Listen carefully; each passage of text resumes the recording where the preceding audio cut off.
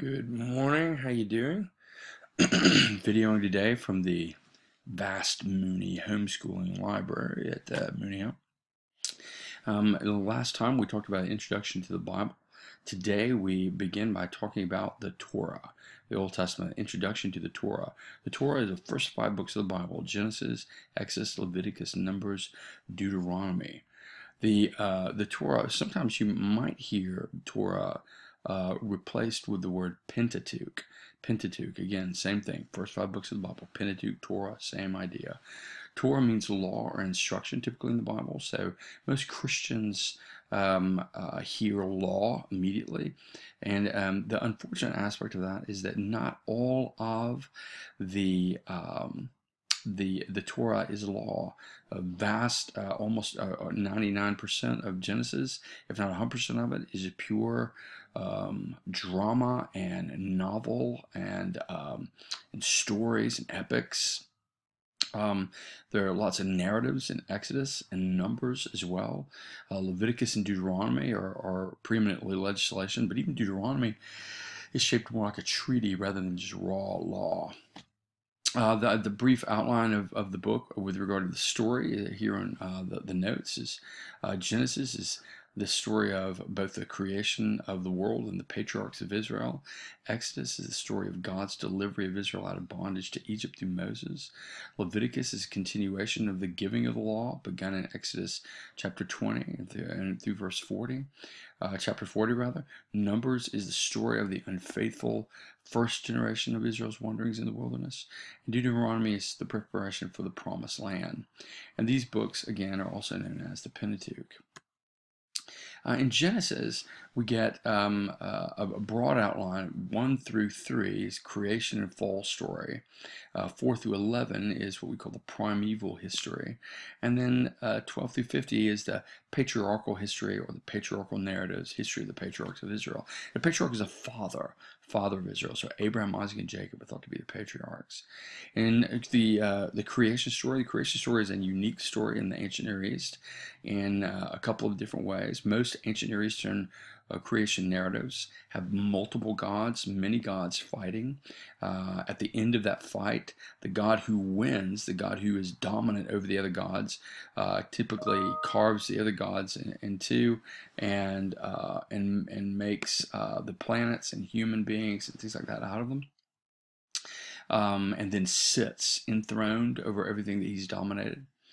In contrast to that, you've got in Israel one God creating, and this God creating by divine fiat. He doesn't fight anybody. He simply speaks things into existence.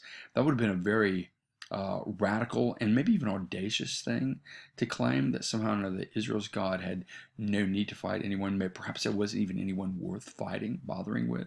But it would have been a radical claim to the nations around Israel as they came into contact with the story. The other thing is the way how mankind is talked about. Mankind is talked about in other ancient Near Eastern creation stories as just simply being created in order to be slaves. And so, in the epic of, or in the creation narrative of Atrahasis, the epic of Gilgamesh, in Numa Elish, all these human beings are created to be slaves. But here in Genesis, human beings are created to image forth God somehow.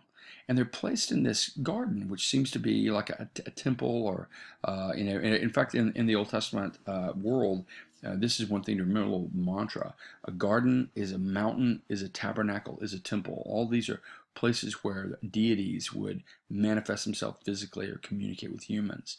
And so you've got Adam and Eve, these two people placed in the garden. So you've got this really beautiful picture of humanity, that humanity is made to image forth God in some way, and in a way that the rest of creation can't.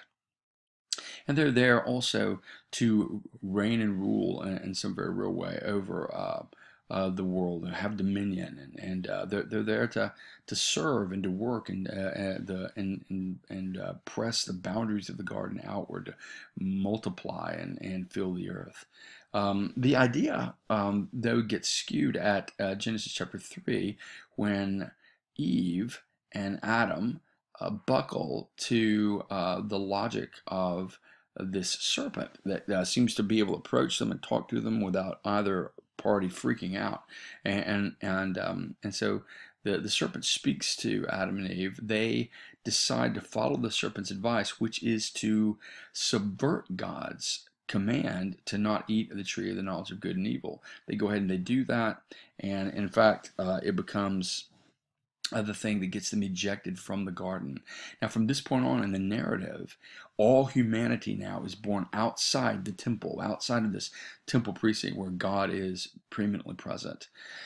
And this, from this point forward, you have this primeval history, chapters 4 through 11, where you have this ongoing a kind of really with humanity, the other side of the coin. You've got in Genesis 1, let us make man in our image or as our image. Let us make man to image forth us. And so this gives man real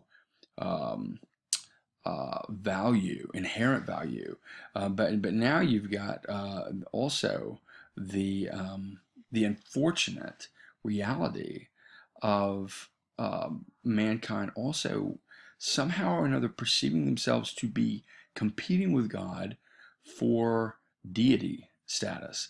And so you've got Genesis chapter 4, Cain dominating his brother Abel and playing God over life and death. You've got Genesis 6, where God says, my spirit won't strive with man forever. You've got Genesis, and then he floods the earth. You've got Genesis chapter 11, where all mankind decides to build a tower up to heaven, as it were, and God disperses them. At the end of this, you would expect, in any other creation narrative, for there to be some very real reason for the deity to crush humanity. This would have been standard practice in ancient Near Eastern creation stories. And yet here you have Israel's God, who now sets about to redeem humanity. In fact, this really started back in Genesis chapter 3, this determination to redeem. The promise was to the serpent, you will strike the heel of the son of the woman, but he will crush your head. And this kind of idea then begins to weave itself into the actual history of this nation.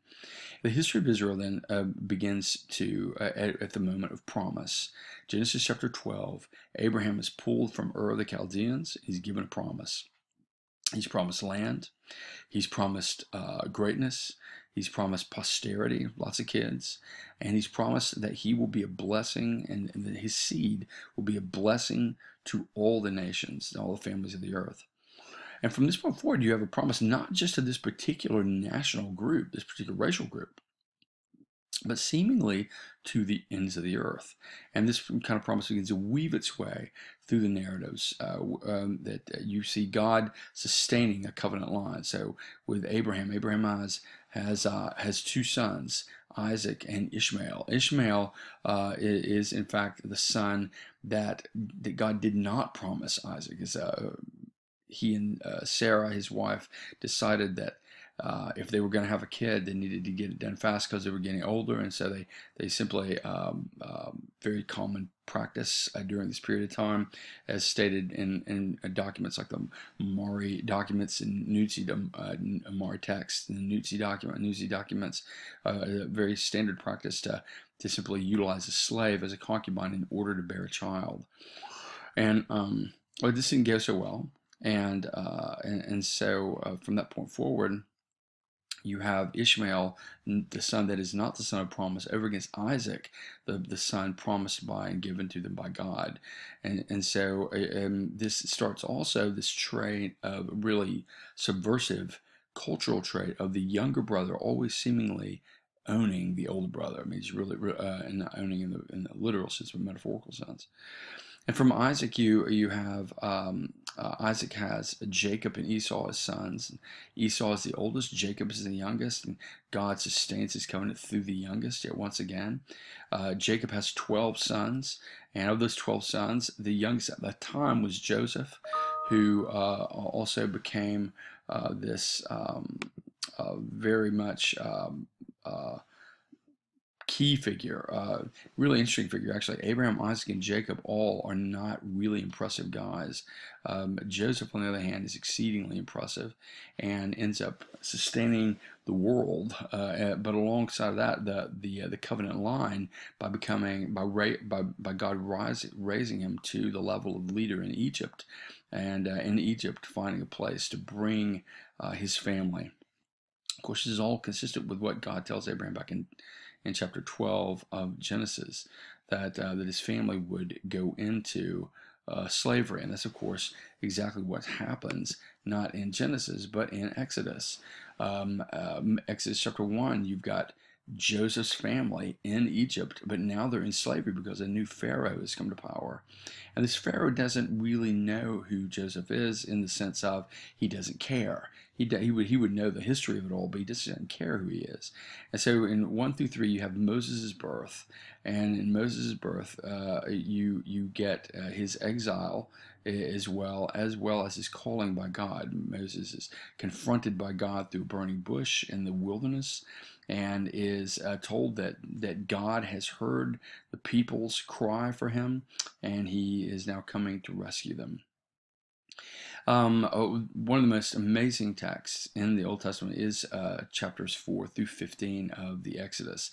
Really even more narrow than that, chapters 7 through 14, where you have this divine war. Back in chapter 4, God says to Moses, "You tell Pharaoh to let my son go. And if he doesn't, I'm going to kill his son." And then he says, "But I'm going to harden his heart so that he doesn't let my son go." Now, most people feel like that's a really bad deal for Pharaoh. However, Pharaoh claims to be a god. The idea was he held what the Egyptians called Ma'at, M-A'-At, Ma'at, in the palm of his hand, cosmic order. And as he held cosmic order in the palm of his hand, he was the chief god of the mighty Egyptian pantheon. And Yahweh simply comes to the table and says that he's now going to challenge this chief god and wipe him out and remove his people. Now, this has never happened. The God of the slaves is supposed to be the slave of the God of the slave owners. And now this slave God turns out to be far more potent than anybody ever imagined. And so the plague narrative is this divine war. So as you're reading it, read it like it's a divine war, not some just assault arbitrarily, assaulting the state of Egypt. But this is a divine war, so that people in Exodus chapter 14, in fact, it doubles down on this. That people would, in Egypt, would be able to know that the God of Israel is the Lord, that Israel would be able to know that God is the Lord. And so the entire Exodus demonstrates this in stellar fashion, and culminates with worship. That the idea of God's liberation is the idea of worship. Exodus 16 through 18 has the Israelites traveling on to Sinai, and at Exodus 19 we begin a journey that will take us all the way to Numbers chapter 10. So think about this: you've got the entire Pentateuch, the entire Torah. You're covering roughly around 700 or so years, and just a little over a year and a half is given that much space. That would be huge if you look at a computer screen and maybe pull out just about 3/4 of it to and say, okay, that much space in the span of the entire Torah is given to just a year and a half. That tells us something. It tells us that this is a very real place of revelation. This is a real place of serious sort of recalibration, engineering of everything from Israel's legislation to identity.